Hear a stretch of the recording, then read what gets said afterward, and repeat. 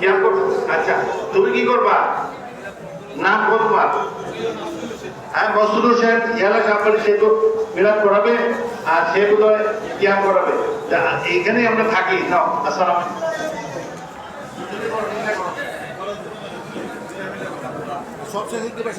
أعوذ بالله من الشيطان الرجيم بسم الله الرحمن الرحيم إن الله وملائكته يصلون على النبي يا أيها الذين آمنوا صلوا عليه وسلموا تسليما اللهم صل على سيدنا مولانا محمد وعلى آل سيدنا مولانا